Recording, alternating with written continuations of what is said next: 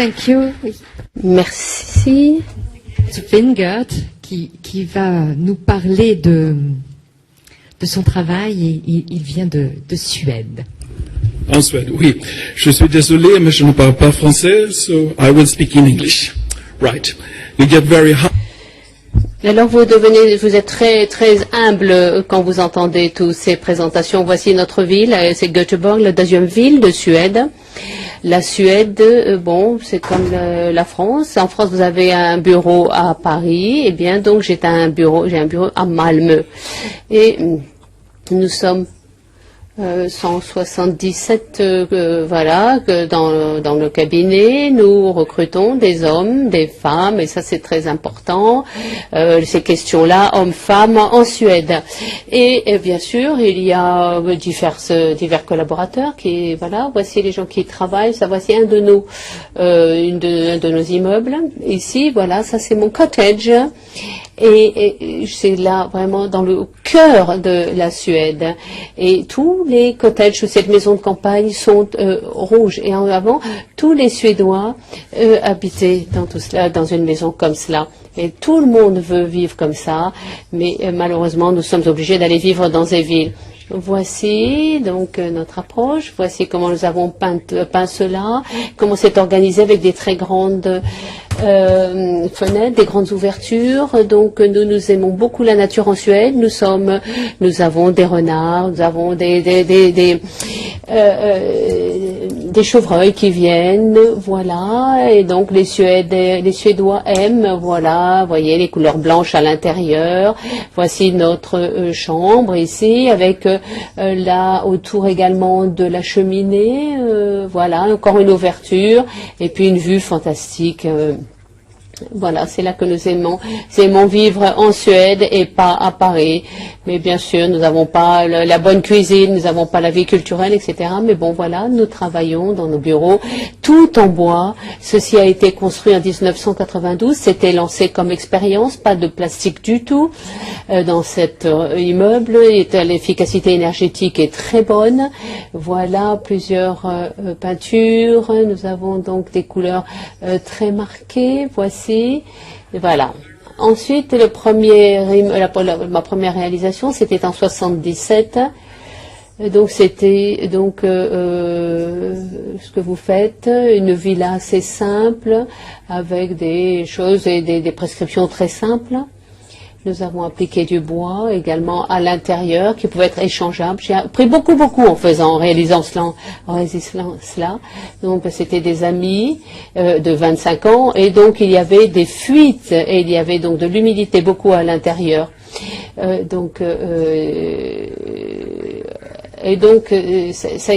fait que je me suis intéressée à des solutions techniques de façon à ne pas refaire cette même erreur. Ensuite, et là c'était quelque chose que l'on a fait il y a 15 ans. Ici, c'est dans la ville de Göteborg. C'est donc au centre. Voici ici une représentation. Voici à quoi ça ressemble. Donc c'est fait de plusieurs matériaux, mais comme vous le voyez ici, c'est surtout bois et verre. Et je crois que c'est le bâtiment public qui soit tout en bois et qui soit le plus grand des pays scandinaves. Donc cela renforce l'idée que si on a des dimensions suffisantes pour le bois et on le brûle un peu avant et il va se consumer lui-même comme ça avant que tout ne s'écroule. Et donc c'est quand même au niveau du feu quelque chose d'assez fiable. Ici, voici des structures. Donc ensuite, j'ai interviewé donc le directeur d'une unité scientifique et qui m'a dit à l'époque, bon, vous avez le projet, mais vous êtes tout seul. Parce que bien sûr, en Suède, tout le monde est familiarisé avec le bois et quand on veut refaire un bâtiment, on peut le faire. Vous pouvez percer bien sûr, dans les plaques qui sont au sol. Vous pouvez ensuite mener l'eau en dehors. Vous pouvez vraiment amener le courant, etc. Et donc, c'est tout à fait pratique et c'est une des qualités que moi, j'apprécie dans le bois, à savoir que c'est vraiment très facile à réaménager et donc pour tout prévoir. Voici ici Et là, donc, lorsque cela a été inauguré, il y a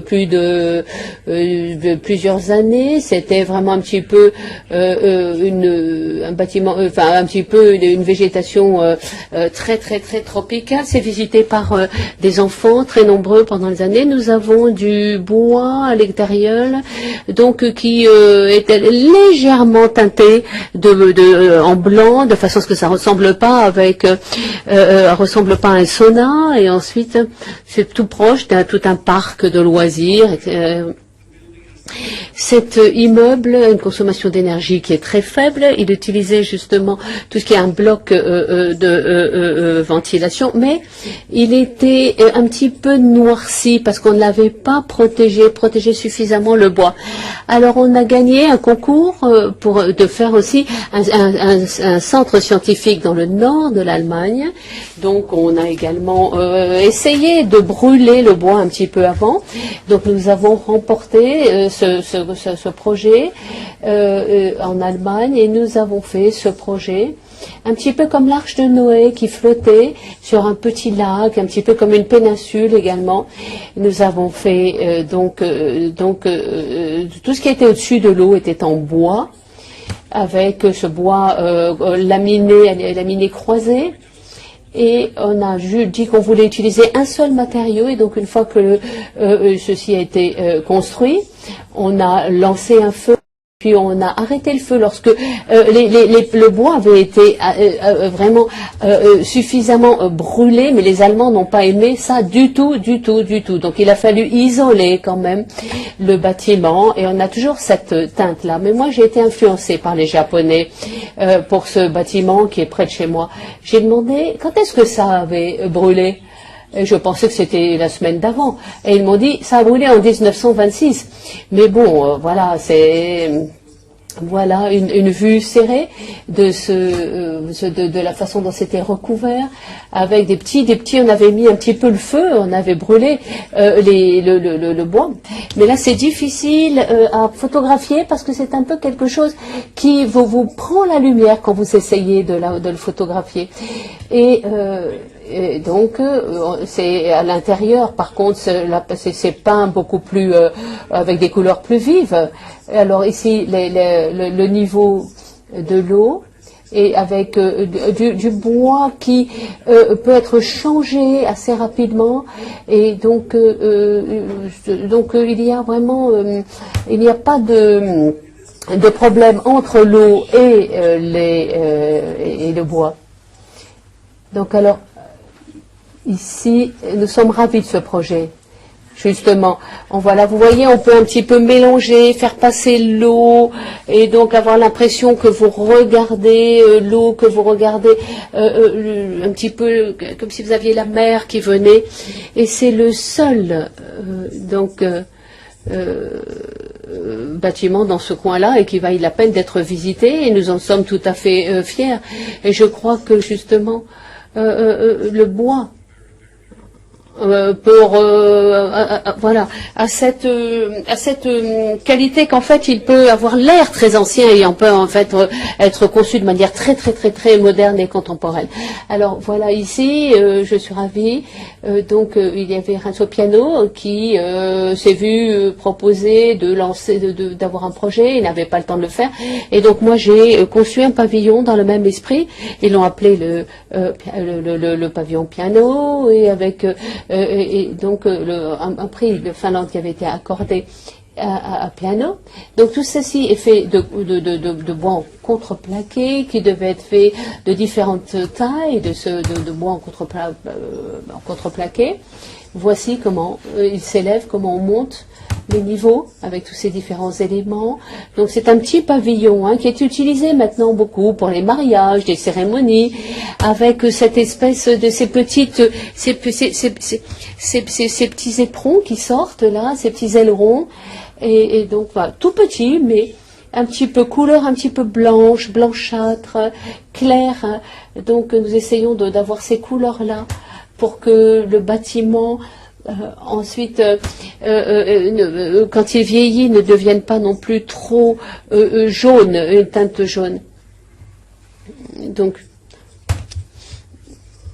Et je pense qu'on peut avoir justement se pencher sur les détails pour des niveaux de coûts qui sont tout à fait raisonnables. Alors ici, voilà, un refuge pour regarder les oiseaux. Donc c'est fait dans les roseaux, c'est fait en roseau, en bois et en verre. Donc vous voyez, on cueille les roseaux et les herbes. Donc c'est vraiment quelque chose qui nous coûte très peu cher. Et donc on est bien en harmonie avec la nature. C'est vraiment, on est couvert, protégé des vents du nord également, et en lisière de forêt. Et donc, la possibilité de résister pendant 50 ans, ensuite ce sera refait. Vous pouvez voir des oiseaux qui font leur nid, là, à cette époque, dans les roseaux. Et moi, j'aime beaucoup justement ces petits détails. Vous avez plus de densité ici dans les roseaux. Et ceci permet de changer les couleurs également. Alors... et ça a été fait pour un prix raisonnable, 2,5 millions d'euros pour 800 mètres carrés. Et bien sûr, alors les rebords de ces roseaux sont quand même assez fragiles. Et donc, on a mis une protection. Bien sûr, nous avons beaucoup de neige aussi pendant l'hiver. Voilà, la section, la coupe, tout en bois. Donc avec tous les tuyaux de ventilation et le chauffage, etc. Tout cela est caché à l'intérieur. Voici la salle, sans exposition et avec une exposition. C'est un site magnifique, et puis il y a des gens qui vraiment sont des ornithologues distingués, des gens qui viennent voir les oiseaux, etc. Vous voyez, il n'y a pas d'autres bâtiments autour, il y a très peu de population. Vraiment pratiquement personne autour. Les gens se sentent très bien autour et près de cet immeuble. Il y a une tour pour aller voir les oiseaux. En Suède, on fait attention aussi aux personnes handicapées. On a une population qui est âgée et tous ceux qui sont en chaise roulante peuvent avoir accès. Donc nous avons une rampe de 140 mètres pour arriver justement à surmonter cet obstacle de la pente de 5 mètres. Et donc de là, on peut voir les oiseaux dans la forêt. Tout le monde vient là, voilà. Tout le monde prévoit l'accès aux handicapés. Voici les utilisations pour handicapés et non handicapés qui est la même. Et donc voilà. Beaucoup de photos, mais j'ai beaucoup aimé ce projet. Et maintenant, nous sommes là, nous avançons vers la neige qu'on appelle le snow trap, vous voyez. Donc ce sont là que nous avons tous les rennes avec ça fait partie de la nature, les migrations de ces rennes. On peut s'approcher et on peut même vraiment l'enlever sans laisser de traces. C'est tout recouvert de tissu, c'est protégé de bois à l'extérieur, de façon à ce que ce ne soit pas quand même vulnérable aux cornes de ces rennes. Elles surmontent des vitesses de vent absolument incroyables.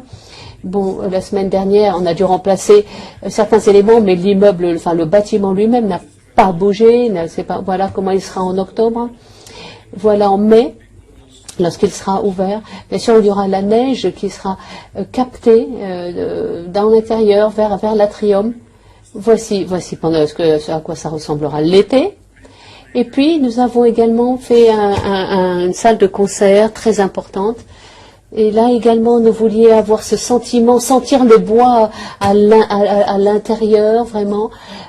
Tout est en bois, c'est très populaire, très apprécié en Suède. Et donc les foyers aussi, tout cela, toutes ces structures sont en bois, plus les supports de ces vitres, et donc nous avons le bois qui vous accueille sur les portes également. Voilà, lors de l'inauguration. Donc il y a une communauté, énormément de gens qui sont venus pour l'inauguration. Voici en tout cas le bâtiment que nous avons inauguré la semaine dernière. Donc c'est une construction toute en bois. Alors ici c'est fait à l'ordinateur en Tchécoslovaquie. C'est fait par Finastra et ça donne à l'intérieur une perception, un sentiment boisé, de bois, très très très marqué. C'est juste un auditorium avec une capacité de 1000 personnes. Et bon, et nous avons, voilà, toute l'administration au-dessus. Voilà, l'auditorium un petit peu en surplomb. Et vous avez tout ce qui est donc l'enveloppe en verre.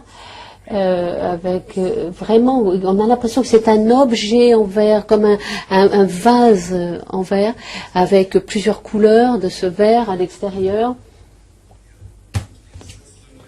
Alors là, on rentre tout doucement. En Suède, nous, on adore tout ça, on adore ça. Pas seulement pour le design, mais tout simplement pour de sentir ce sentiment. On ressent la nature, on ressent le bois. Je pense que vous les utilisez beaucoup pour des structures simples, comme des gymnases, des salles de sport, mais vraiment... Nous, c'est un de nos bâtiments les plus prestigieux. C'est là que les lauréats du Nobel vont faire leur discours. On essaie vraiment de travailler avec le bois à l'intérieur pour le prendre vraiment. Ça devient, il est traité comme un matériau précieux, pas comme du marbre, mais vraiment. Et nous avons également des vitraux pour avoir cette ambiance très chaleureuse, très chaude à l'intérieur. Et puis donc, voilà. Des plafonds assez bas, et tout cela est fait orienté comme il le faut. Voici l'auditorium, et également là, une capacité d'1 millier de personnes. Voilà, des photos de l'extérieur. Et pour terminer, voilà. Je pensais que vous m'aviez donné 5 minutes de plus. Non, je vais terminer. Voici un bâtiment qui provoque beaucoup de discussions en Suède à l'heure actuelle, parce que c'est quelque chose, ça n'est pas vraiment de l'habitat social, ça pourrait le devenir.